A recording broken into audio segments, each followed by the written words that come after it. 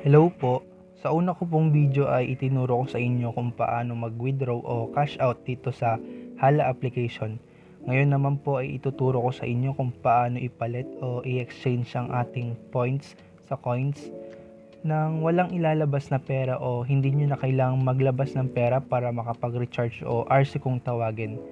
Ang una po natin gagawin ay buksan ng ating Hala application. Pagkabukas ninyo ng inyong Hala application ay may makikita kayo ditong Me sa baba. Pindutin o i-click nyo lamang po ito.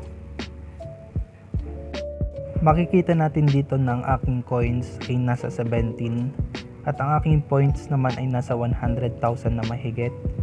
Ang susunod po natin gagawin ay pindutin itong points. Pagka-pindot natin ng points ay mapupunta tayo dito sa cash out, exchange at transfer. Dahil ipapalit natin ang ating points, piliin lamang po ang exchange na nasa gitna. Pagka-pindot natin ng exchange ay may makikita tayo ditong enter amount. Ilagay lamang po dito 1 dahil naka times 100,000 points na po yan. Makikita rin po natin dito sa baba kung ilan ang matatanggap nating coins sa ating account. Dito rin po ay makikita natin ang amount ng palitan o exchange rate ng points sa coins. Na ang katumbas po ng 10,000 points sa coins ay 9,000.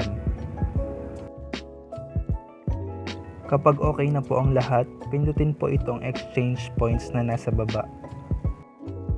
Pagkapindot ng exchange points ay kinakailangan nyo pong ilagay ang inyong verify payment password.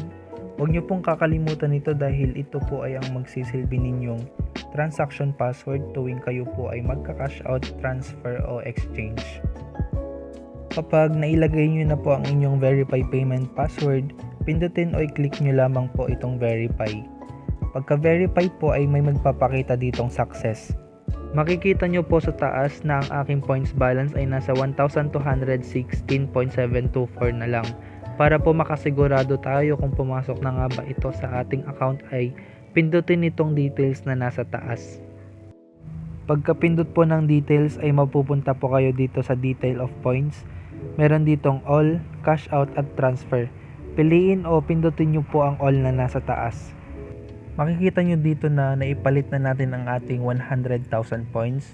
Makikita nyo rin sa baba ang ating transaction history, ang date at time. At makikita nyo rin dito ang balance na natitira sa ating points. Para po malaman kung pumasok na ito sa ating account ay i-back nyo lamang po. At ayan po, makikita nyo po dyan na pumasok na ang 90,000 coins. Makikita nyo rin po dito na ang aking points ay nasa 1,216.72 na lang. Ganun lang po kadali kung paano natin ipalit ang ating points sa coins nang walang ilalabas na pera o hindi nyo na kailangan maglabas ng pera para makapag-recharge. Kung may tanong man kayo ay i-comment nyo lang po sa baba.